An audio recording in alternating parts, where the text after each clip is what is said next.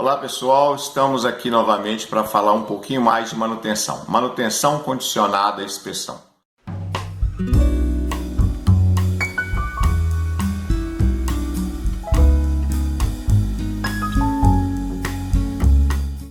E o tema de hoje, dando sequência aos vídeos, é planejamento avançado. Então estaremos entrando dentro da área do PCM, especificamente planejamento avançado. Vamos ver o que ele difere do planejamento convencional, né? E aqui na ilustração nós temos as atribuições de um planejador avançado.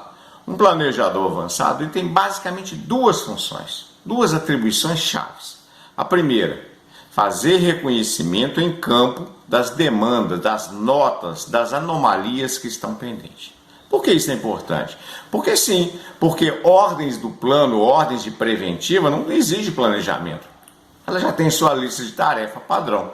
Então as ordens que demandam planejamento são ordens oriundas de inspeção.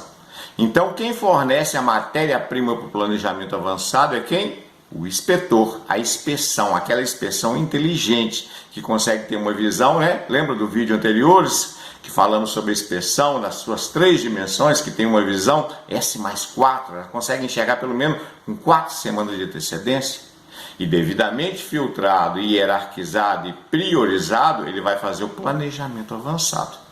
Então a primeira atribuição, mais relevante de tudo, é fazer o reconhecimento em campo de cada uma dessas demandas. Uai, mas isso o inspetor mesmo já não fez? Não dá para ele olhar pela nota lá, os comentários? Não dá. O inspetor tem a função de detalhar a anomalia, a forma como ela está evoluindo. E o planejamento, nessa visita, nesse reconhecimento em campo, ele faz o quê? Ele faz a verificação das interferências, das atividades críticas, ele levanta todas as possibilidades que podem gerar uma falha, tanto na hora de programar, como principalmente na hora de executar. E segunda atribuição, ele faz o detalhamento das operações da ordem.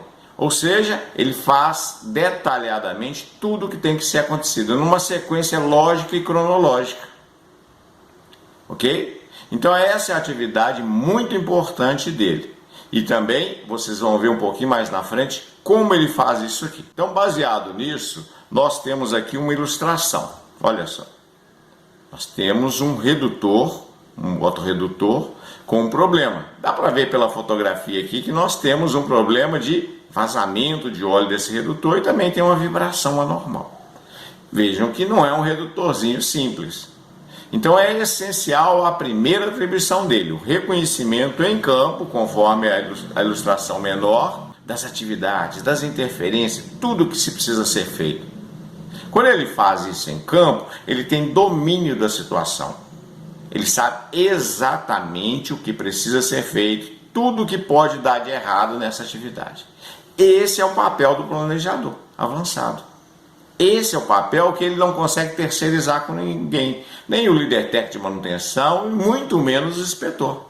Então, inspetor que também é planejador, nós já vimos, não funciona.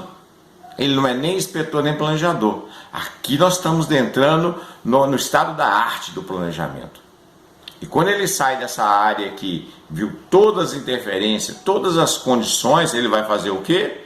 Aí ele vai fazer o detalhamento dessa ordem. E a primeira condição na ordem é definir as condições mandatórias. Para quem? Para o seu programador. Então lá, essa ordem pode ser executada daqui uma semana, daqui um mês, daqui um ano. Não vai mudar nada no planejamento, o sequenciamento das atividades. No entanto, ele precisa prever as condições mandatórias. Nesse caso específico aqui, ó, ele está colocando ó, que não pode estar nem chovendo nem ventando muito, porque olha a altura desse negócio. É? Segundo, ele precisa de um guindaste de 75 toneladas com moitão auxiliar montado, e assim vai. É todos os detalhes que daqui a 6 meses ninguém lembra mais. Mas se ele escreveu aqui, na ordem formalizou isso aqui, isso está gravado e vai auxiliar quem vai fazer a programação. Isso não são as operações da ordem. No momento que ele fez esses lembretes para a programação, o que tem aqui logo abaixo? Aí sim, nós temos o detalhamento da ordem. nas operações minuciosamente detalhadas, no sentido de que tem uma sequência lógica e cronológica de todos os protagonistas que vão atuar nesse trabalho. Não começa nas atividades de preparação, nas atividades de mobilização, de bloqueio, de desligar o motor. Ué, mas precisa desligar? Claro, ele foi ali e viu que o cabo era curto, então para tirar o acoplamento, ele precisa desligar o motor. Isso de binóculo ele não consegue fazer dentro da sala, ele tem que ir no campo ver isso aí. Essas são as interferências, esses são os pontos onde o nosso trabalho morre. Nós matamos a manutenção por causa disso, não foi previsto algumas condições. De binóculo não tem jeito, de dentro de sala não tem jeito. Então aqui ele consegue detalhar a ordem, aquela ordem maravilhosa. Então tem pontos chaves aqui. Um planejador avançado, ele não é o inspetor. O planejador avançado, ele tem a mesma visão que nós vimos alguns vídeos atrás do inspetor, visão S+4. Esse planejador, ele fica em média 70% dele em campo. Esse planejador não é um abridor de ordem de serviço. Ele é um cara técnico, conhece o serviço, sabe exatamente onde a coisa pode pegar. E aí ele detalhou a ordem. E dentro das operações ele colocou o quê? Os materiais, as recomendações adicionais, os consumíveis e a lista de material.